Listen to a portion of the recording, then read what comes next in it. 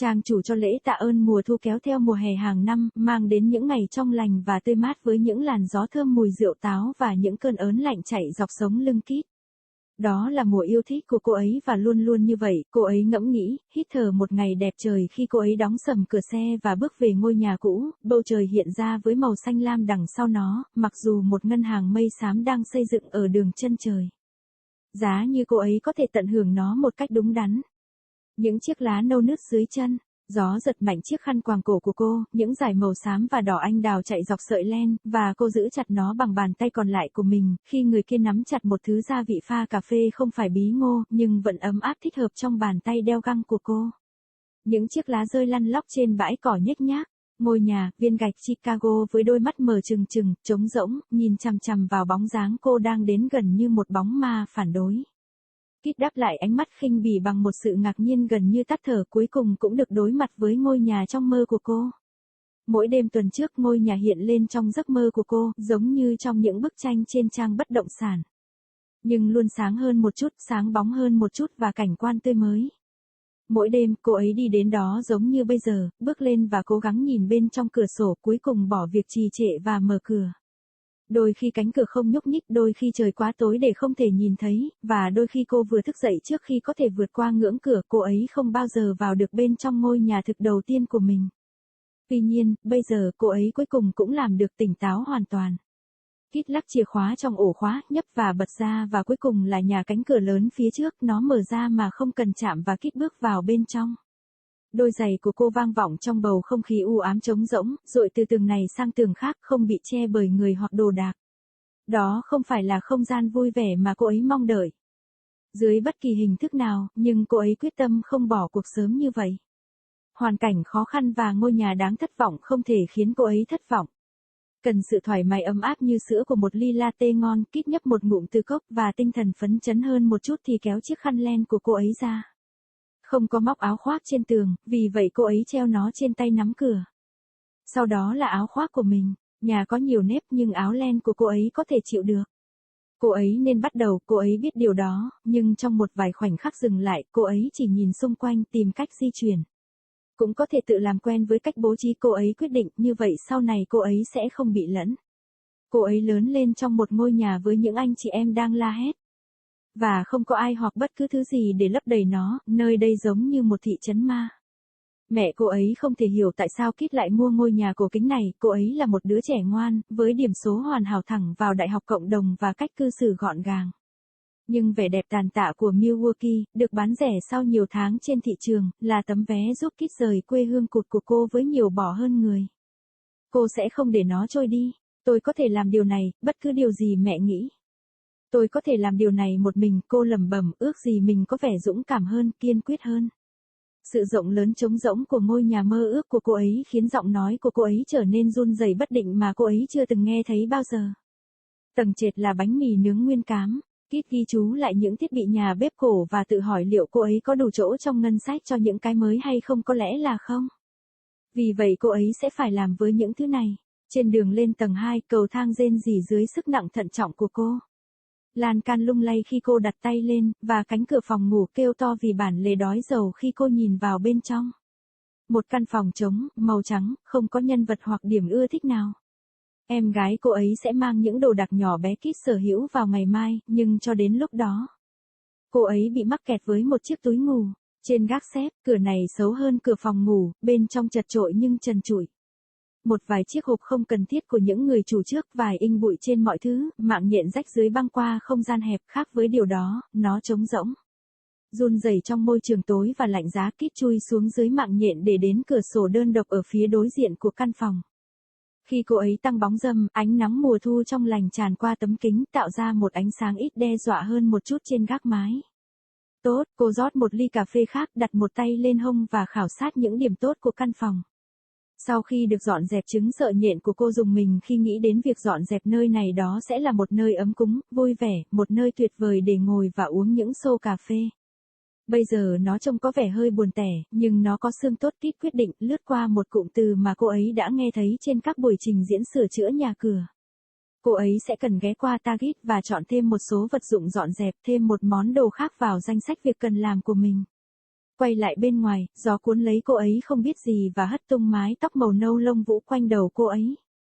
Đóng sập. Home for Thanksgiving, autumn blows in on the heels of summer each and every year, bringing crisp and clear days with cider-scented breezes and chills running down Kit's spine. It's her favorite season and always has been, she reflects, breathing in the fine day as she slams her car door and walks up to the old house. The sky pops with azure blue behind it, though a bank of gray clouds is building on the horizon. If only she could enjoy it properly. Brown leaves crackle underfoot. The wind tugs at her scarf. Gray and cherry red strips running across the wool, and she secures it with her free hand, as the others clutching at a latte, not pumpkin spice, but still appropriately warm in her gloved hand. Fallen leaves cartwheel over the sweeping, unkempt lawn. The house, Chicago brick with gaping, empty window eyes, glares down at her approaching figure like a disapproving ghost. Kit returns its scornful gaze with an almost breathless wonder, finally face to face with the house of her literal dreams. Every night last week, the house has featured in her dreams, just like in the pictures on the real estate site, but always a little brighter, a little shinier and freshly landscaped. Every night, she walked up to it just like she's doing now, stepped up and tried to see inside the windows, finally quit stalling and opened the door. Sometimes the door wouldn't budge, sometimes it was too dark to see, and sometimes she just woke up before she could pass the doorway. She never managed to enter the interior of her first real house. Now, however, she's finally doing it, wide awake. Kit jiggles the key in the lock, which clicks and pops and finally releases the grand front door. It swings open without a touch, and Kit steps inside. Her boots echo in the empty gloom, bouncing from wall to wall, unfettered by people or furniture. It isn't the cheerful space she'd hoped for, in any shape or form, but she's determined not to throw in the towel so soon. Discouraging circumstances and disappointing houses can't bring her down. Needing the warm, milky comfort of a good latte, Kit sips from the cup, and in slightly better spirits tugs off her wool scarf. There's no coat hooks on the wall, so she drapes it on the door handle, followed by her coat. The house is drafty, but her sweater can take it. She ought to begin, she knows that, but for a few halting moments she just looks around, searching for a way to get moving. Might as well familiarize herself with the layout, she decides, that way she won't get mixed up later. She's grown up in a house populated with screaming siblings, and without anyone or anything to fill it, the place feels like a ghost town. Her mother can't comprehend why Kit bought this ancient house. She was the good child, with perfect grades straight through to the community college and neat manners. But this broken-down Milwaukee beauty, sold cheap after months on the market, is Kit's ticket out of her dead-end hometown with more cows than people.